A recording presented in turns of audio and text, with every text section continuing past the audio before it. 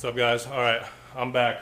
I waited this long to make a video in between from my last one because I was having issues with the machine shop and this block. Around here, there's not really any import like specialty shops. They're all, you know, guys who've been building Ford and GM and Dodge motors for the last 50 years.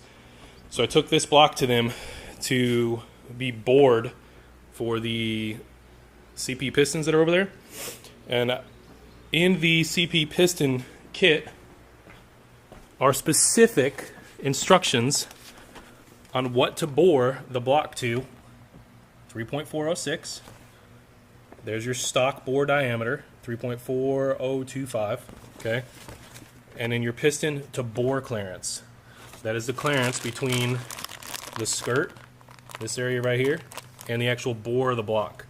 So I told them I want it between 3 thousandths and the recommended 35 thousandths.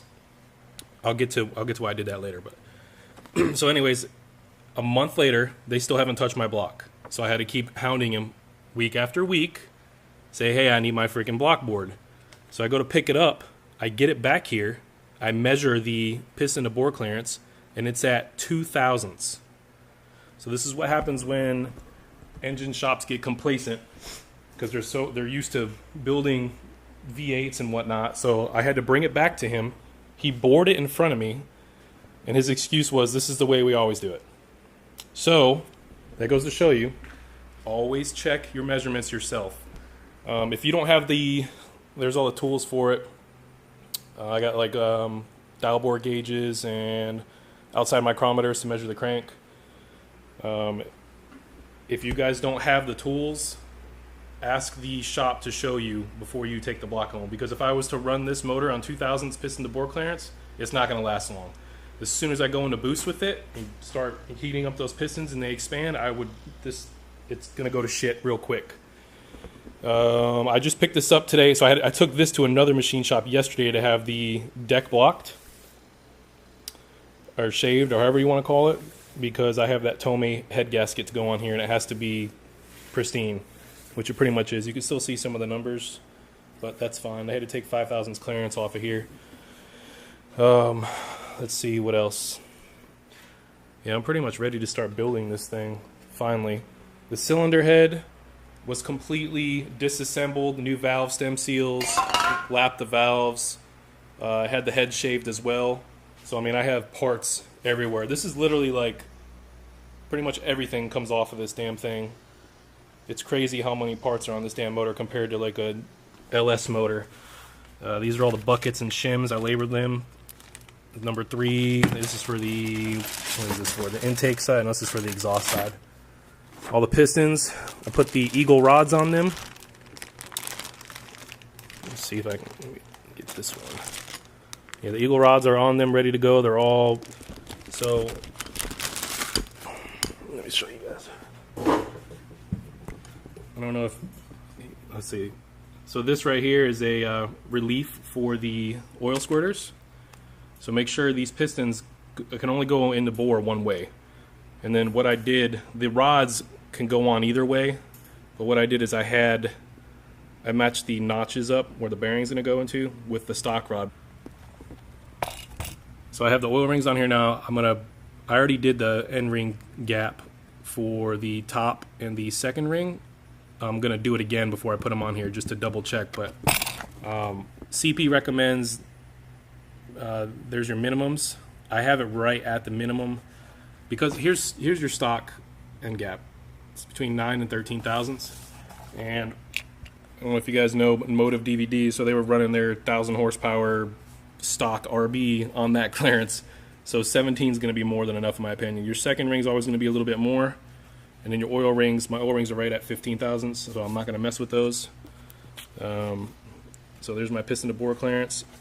The reason I went with 4 thousandths versus 35 thousandths, that's the recommended minimum for the is what CP recommends. So this block can handle just a little bit more power. I still should not get piston slap, and you know, 0.5 thousandths clearance it'll be fine.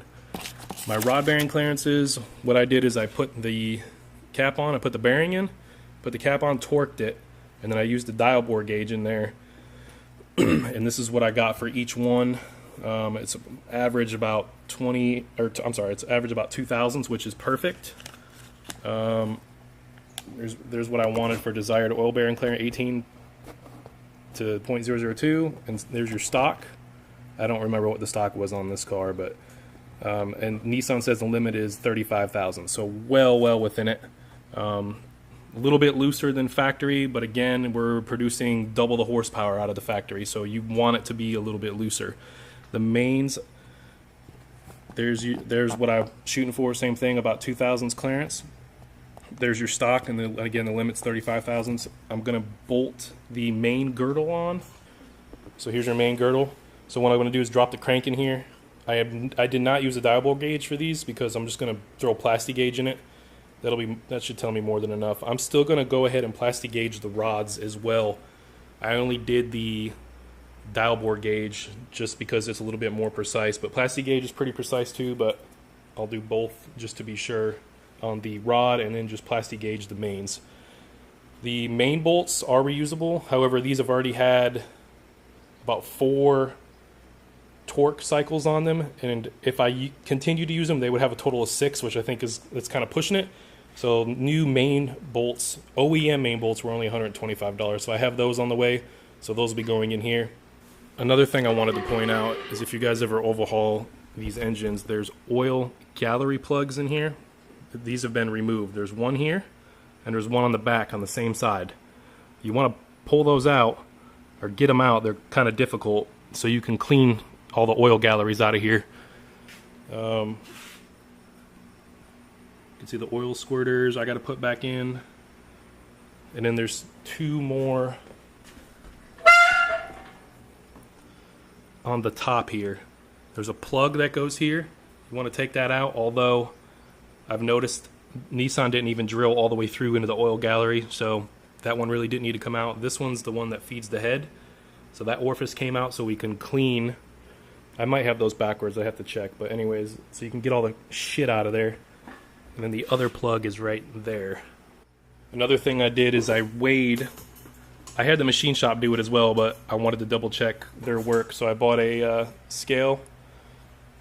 It's not entirely accurate, but it'll do the job, just to double check the rod weight and piston weight. All the pistons were spot on across, and the rods were all spot on across. So I know those are good. So my last crank, remember this motor was ran with no oil pressure for about 7 to 10 seconds, something like that. So the #1 rod journal was in question. And, well, let me backtrack a little bit. So I dropped the crankshaft off to the same engine builder, the first one, because they were supposed to machine the crank collar on. Well, they couldn't do it, come to find out, after about a month. So I had to take it to another machine shop, and the other machine shop, again, deals with V8s because that's all that's around here. He said he was going to have to send it off to Colorado. So it's in Colorado right now. I didn't feel like waiting for it. So a brand new in-box Nissan crank popped up on one of the forums, and I've acquired this, so I'm going to be using this.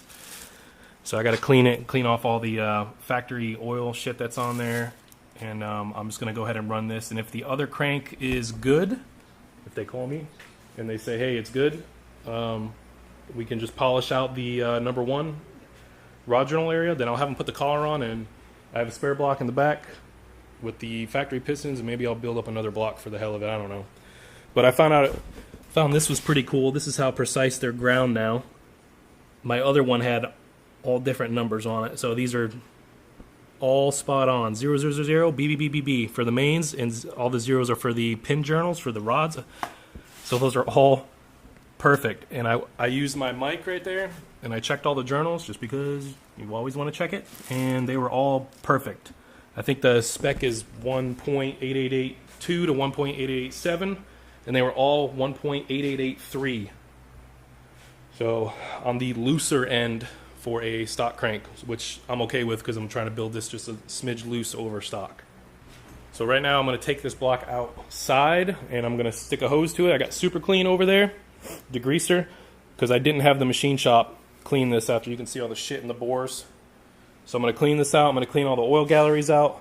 I gotta get my compressor fired up, and I'm gonna stick compressed air in all these holes, make sure air comes out of them, and then I'm gonna throw some WD-40 into each of them, and then below compressed air just to help spread the WD-40 out to prevent rusting inside those oil galleries. And then I will start assembling this thing finally. So let's get on with it.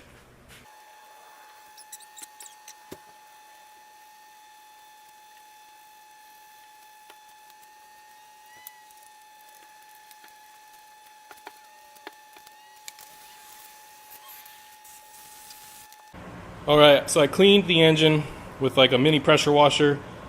I got in all the orifices. This is for the oil feed for the turbo. I rammed it in there and shot water out everywhere. And then I threw some WD-40, blasted it in there with the air hose in all the orifices. It's taped up now. So I have a whole coating of WD-40 throughout the motor to prevent rusting. And right now this is all taped off because I'm going to paint it with some high temp heat. So I taped off all the areas I do not want this shit on. So I'm going to take this thing to the end of my driveway out there, paint it, and then I'm going to bring it back in. Alright, so the block has been painted. This isn't gloss paint like I thought it was going to be. It's more of a matte or a flat, but it's whatever. It's going to do its job. Alright, so for right now, the next step I'm going to do is, this is a brand new crankshaft from Nissan. So I need to get all of the like oil and dust and crap off of it. So I'm just going to use like 3 cans of brake cleaner, put them in all the orifices to make sure all the shit is out of there from the machining process. I'm pretty sure it is. I'm pretty sure Nissan cleaned it, but it's always good to be sure. And then I'm going to put bearings in here, the main bearings. So the main bearings they're gonna come with 2 different kinds of shells. You're gonna have a grooved shell and then a shell with no groove in it. The groove shell is gonna go on the top here, hence the groove. The stress of the crankshaft is on the bottom portion, so the main girdle and the bottom bearings. So you want maximum you want maximum bearing surface on that portion of the crankshaft. Alright, so I cleaned the crankshaft off, and I want to note one thing to you guys. So I used 3 cans of brake cleaner on this, and I don't know if you can see it. The condensation building up on it. I've already wiped this off. This is super cold now. So if I put this in that warm block with warm bearings and try to take measurements with a cold crank, I'm not going to get accurate measurements. So one thing I just want to note to you guys, make sure everything is at the same temperature. If you have your parts been sitting inside your house and you come out to a hot garage, they're not going to be accurate. They kind of need to sit for about, I would estimate like 4 hours, something like that, whatever. So I'm going to let that crank sit for a couple hours now, but I'm going to go ahead and stick the upper shells into here just to have it ready, and then I will come back and throw that crank in here and then throw the girdle on and do plastic gauge measurements for the main bearing clearances. So I just got done putting the piston rings, all the piston rings on all the pistons. It took me about 2 hours because I did a second check of ring end gaps. I had to adjust 2, and then when I was putting these on, some of the top rings, you always want to check to see and make sure that they spin around the piston freely where they were binding. So I had to take them back out, dub them down with a file, and then throw them back on there, and then go from there. It's been about 3 hours since I've brake cleaned this crankshaft, so it should be good to go. It's in here. The upper main bearings are in. I'm about to put the cradle on. It's over there, and we will plastic gauge this to see what clearances we have. Plastic gauge is on all 7 main bearing journals. So now I'm going to torque the main girdle down. The factory service manual tells you to torque this down in 2 to 3 stages, I think. I'll have to double check. So we'll go ahead and do that as well. Yeah, it's 2 to 3 steps, 34 to 38 foot-pounds. So we'll go ahead and we'll do 2. First one at 17.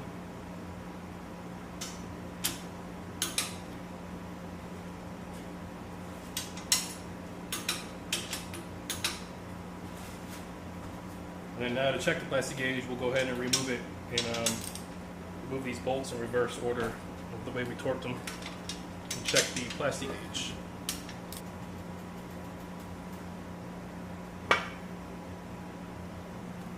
We'll start with this one. Looking for somewhere around 2 thousandths. And I think we are going to be just slightly under that, maybe 18 to 19 thousandths, which is still good. It's probably right at 2 thousandths on the front. 18 to 19 on that one. About 18 on that one.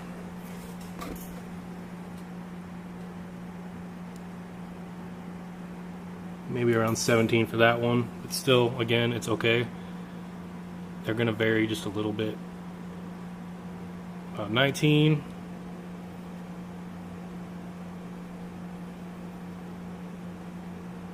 And that one's about 19 to 20 or 2000s.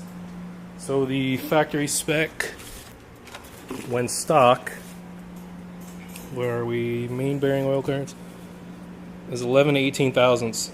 So limits 35 thousandths.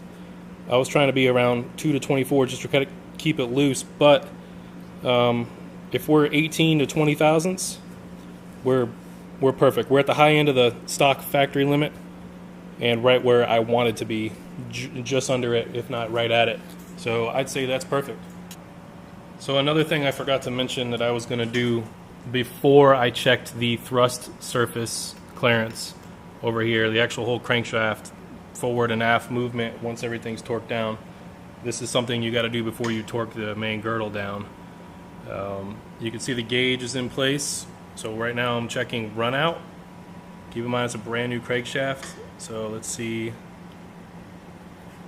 The gauge is going to move a little bit just because I have such a long stem on it. But what are we at here? We're at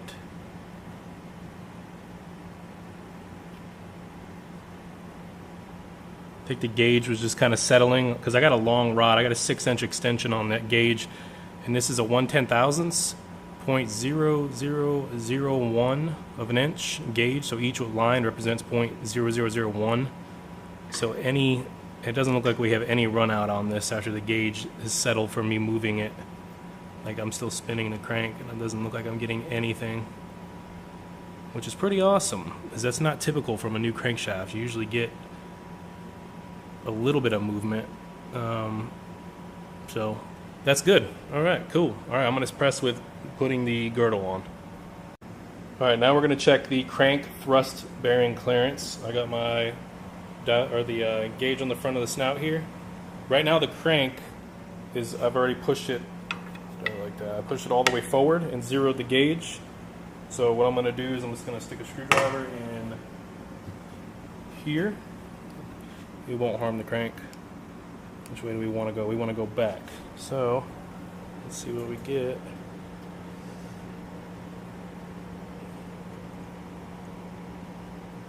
So we got 2 thousandths and 1, 2, 3, so 23 thousandths movement. And the spec is 20 to, looks like 71 thousandths, so we're well within range. We're in the smaller end of the range, which is good. I'd rather be slightly over the minimum than right on the minimum, or in the high end, you guys know what I mean. But so we are good to go there. Wait, I did that wrong. Well, I didn't do it wrong. You could do it that way. We're still within limit that way, but this actually wants you to use a feeler gauge and actually measure the clearance between the thrust bearing itself and the crank arm when moving the crankshaft towards the front and rear of the engine. All right, so I'm going to do that. It still should be good. Let me push the crank to the front. We'll measure the aft side. Crank to the front. I have a 20, we'll do 25 thousandths. Let's see. Oh wait, it'll be this side, sorry. Okay, feeler gauge fits in there. So that's good. Let's try it. Alright, that fits in there, so that's good. So I'll move the crank to the back and check that as well. Another thing I just noticed, and it's fine because I'm going to be putting the new main bolts in, but this does want you to apply engine oil to the bolt threads and the bolt seats. I read over this looking for that. I wish they would have put it in the freaking actual installation and not as a caution, because I completely overlooked it. But lesson learned, it's fine because I'm putting new bolts in. So when the new bolts come, I'll be sure to put oil on them and then torque them to spec. So I went ahead and put in number 1 and number 2 piston and rod and torqued them down. So I'm going to run down the line. I'm going to insert all the pistons and finish this. I did go ahead and plastic gauge number 1 and number 2, and it did come up at 16 thousandths, which is a little bit tighter than what I was getting on the bore gauge. But you guys got to keep in mind, these, see how this moves in here a little bit? I'm rocking it. So when I'm tightening it, it's twisting it this way, and when I loosen it, it's twisting this way, and then when I take the cap off, I have to rock it. So that could skew the measurements just a little bit. So I'm not too worried about it. I would rely more on the dial bore gauge than I would the plastic gauge. I just had the plastic gauge as a reference, just to make sure that something's not wrong with the crank or the rods when I go to put them in. So, all right, I'm gonna go ahead and press on with this. So pistons are in. I measured everything, plastic gauged everything. I also checked the piston side clearance, which is the clearance between the actual rod and crank. Everything's within spec. I lubed everything.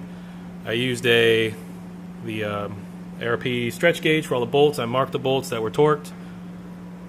Still going to be replacing the mains whenever they get here in a couple days on Saturday. I went ahead and measured. So much freaking measuring with building motors. I mean, I don't mind it, it's fun, but it's just mind fucking boggling. So I had to measure the squish area, so it's the area between the piston right here and the head, because these pistons actually sit out of the block. Let me show you. You're not going to really be able to see it on the camera, but there you go, you can kind of see it. 20 thousandths right here, and that is with using the dial gauge and the magnetic base. So I made sure the piston was flush, and then I rocked it, put pressure right here to make the pistons actually come up even more, because you always want to do that. So 20 thousandths there. So using the 1.2 millimeter Tomy head gasket, along with decking the block, along with decking the head, it's going to be too close. This is going to, but by the time this expands, we're going to be kissing the cylinder head, so you don't really want that. So I'm going to bump it up to the 1.5 millimeter, and that's going to give me 40 thousandths squish, which is going to be pretty much perfect for these. You typically don't want to go anything less than 35, so we will be near the lower end, which will be good. So I have that coming as well. That should be here Saturday too. So I'm going to go ahead and put these plugs in, the oil gallery plugs. I got them in the freezer just to assist going in there. I'm going to throw a little bit of Loctite on the actual plug, and I'm just going to drive them in just past. You don't want them flush, but you want them just recessed just a little bit. So I'm going to go ahead and do that now. Moving on. All right, I got the orifices in. So that's the Tomy 1.2 millimeter restrictor. Yes. Something like that. 1.5, whatever it is. And then the other one's in. And then I also got the oil gallery plugs in there. And the one in the back. Can't really see it. I got the main, the rear main seal carrier on there, all torqued on there. So what I'm going to do now, I know you guys see dirt in here. I'm going to clean it all out, don't worry. So I'm going to clean all that out, wipe this off, and the Tomy 1.5 millimeter head gasket is going to go on. Before I do that, I am going to chase the threads of the where the head studs are going to go. This is the old head bolt. I just took an angle grinder to it and put a groove in it on either side, so that'll kind of get any gunk. There shouldn't be any shit in there because I had this thing hot tanked and then I power washed it, but I will go ahead and do that, and then I will screw the head studs on. ARP head studs in. All the threads have lubed on the bottom and the top. I went ahead and pre-lubed the top ones just because it's going to be easier to do it now. I checked the surface of the head just to make sure there's no grease. So with these Tomy head gaskets or any MLS, you don't want any kind of grease or oil or coolant, smudges, dirt, anything on either surface of the block or the head. I did one last final check of all these holes, make sure there's no crap in them, just from taking it to the machine shop to be milled and all the other crap. One thing I wanted to point out, so after I got this head back from the machine shop, these all these edges right here in the combustion chambers were sharp, okay? So they were 90 degrees. So what I did is I took a Dremel and very carefully, it took me about an hour, just knifed, put like a 45 degree, took the knife edge off. Can you see it? So that'll help prevent any detonation from happening, because you don't want any sharp edges on either the pistons or the combustion chamber area. I'm going to go ahead and put the Tomei head gasket on and the head down, and then I'm going to try to do a piston to valve clearance check with one of the pistons at TDC, just to make sure that I'm not going to have any issues once I start running it up in the high RPM, etc. So I'm going to go ahead and do that now. And head is on. Man, these things, 105 foot-pound final torque after 3. You do 3, build it up in 3 stages. So I did like 33 and then 70 and then 105, but it is fucking sketchy at 105. I keep thinking I'm going to break a damn stud off or something, but it is on. I think I'm going to call it a night, but tomorrow I'm going to put I got to put the buckets in with the shims. I have them all labeled so they go back in the same holes.